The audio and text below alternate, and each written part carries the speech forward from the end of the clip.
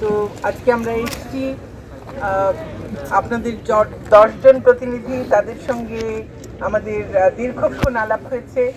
আপনাদের কি বক্তব্য, আপনাদের এই পুরো ঘটনাবলী যা কিছু ঘটেছে সেগুলো সম্পর্কে আপনাদের আপনাদের প্রতিনিধিরা বর্ণনা করেছেন, সেসব ঘটনা আমাদের কাছে জানিয়েছেন, তাদের নানান বক্তব্য দিয়েছেন, নানান যুক্তি উত্থাপন করেছেন এবং তারা তাদের লিখিত কতগুলো দাবি কিংবা প্রস্তাব যাই বলি সেগুলো আমাদের সামনে উত্থাপন করেছেন।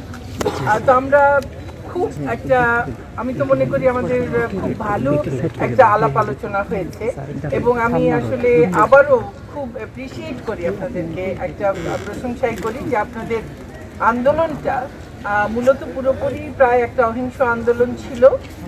যদিও পরে গিয়ে যখন ওই বিদ্যুতের লাইন কাটা হয়েছিল তখন আমরা একটু ভয় পেয়েছিলাম যে কী হলো, কোন দিকে যাচ্ছে, কিন্তু একটা অহিংস আন্দোলন ছিল, সেই জন্য আন্দোলনকারীদেরকেও ধন্যবাদ জানাই। আর আজকে এই যে প্রস্তাবগুলো বা দাবিগুলো আমাদের সামনে উত্থাপন করা হয়েছে, আমাদের কাছে মনে হয়েছে তার অধিকাংশই অত্যন্ত যৌক্তিক এবং সেই দাবিগুলোর কয়েকটি ইতোমধ্যে পূরণ করা হয়েছে, আর অনেকগুলো নিয়ে আমরা কাজ এমনিতেই শুরু করেছি, আর কিছু আমরা আপনাদের এই দাবির পরিপ্রেক্ষিতে আমরা উদ্যোগ নেব। কারণ আমরা দেখলাম যে আপনাদের দাবিগুলোর বেশিরভাগই হচ্ছে, একদম অধিকাংশই হচ্ছে শিক্ষার মান উন্নয়ন, শিক্ষকদের মান উন্নয়ন এবং শিক্ষার পরিবেশ বা আপনাদের যে আবাসন ব্যবস্থা সেগুলোর বা ক্যাম্পাসের সার্বিক উন্নয়ন, অর্থাৎ সার্বিকভাবে শিক্ষার পরিবেশ উন্নয়ন সম্পর্কিত। এবং আমাদের সবারই কিন্তু লক্ষ্য তাই যে শিক্ষার সার্বিক পরিবেশ উন্নত হোক, আমাদের শিক্ষার্থীরা যেন একটা উপযুক্ত সুন্দর পরিবেশে যেন তারা তাদের পড়াশোনা করতে পারেন।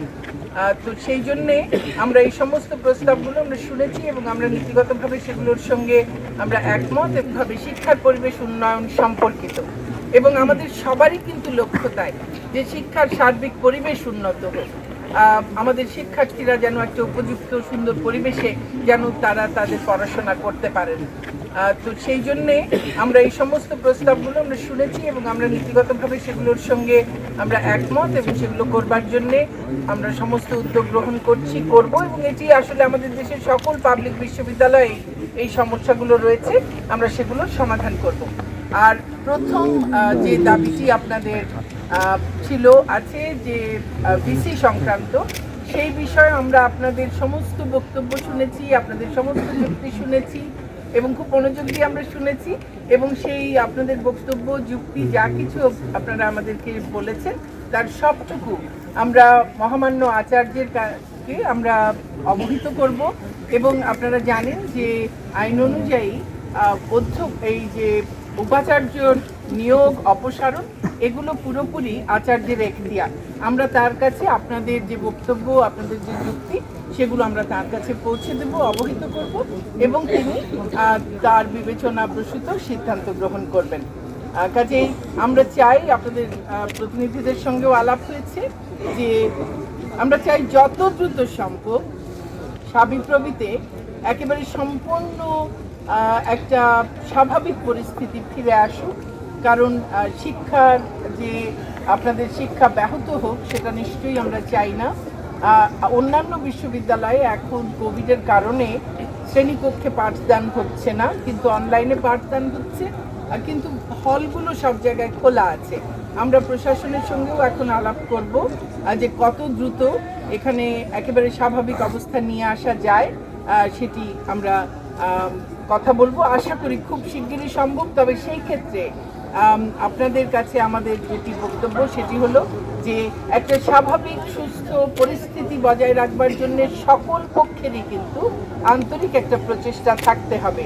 আমরা যেমন প্রশাসনের দিক থেকে সেই প্রচেষ্টার ব্যাপারে আমরা আমাদের সমস্ত মনিটর করা সেগুলো আমরা যেমন করব, আমরা তেমন শিক্ষার্থীদের কাছ থেকেও আমরা চাই যে আপনারাও এই পরিবেশ যেন সুন্দর থাকে, এখানে যেন অসুন্দর কিছু না হয়, এখানে যেন কোনো ধরনের অসৌজন্যতা, কোনো ধরনের সৌহার্দ্য নষ্ট হয় এমন কোনো যেন আচরণ কোথাও না ঘটে, সেটি আমরা শিক্ষার্থীদের কাছ থেকে, আমাদের সন্তানতুল্য শিক্ষার্থীদের কাছ থেকে আমরা সেটা প্রত্যাশা করি।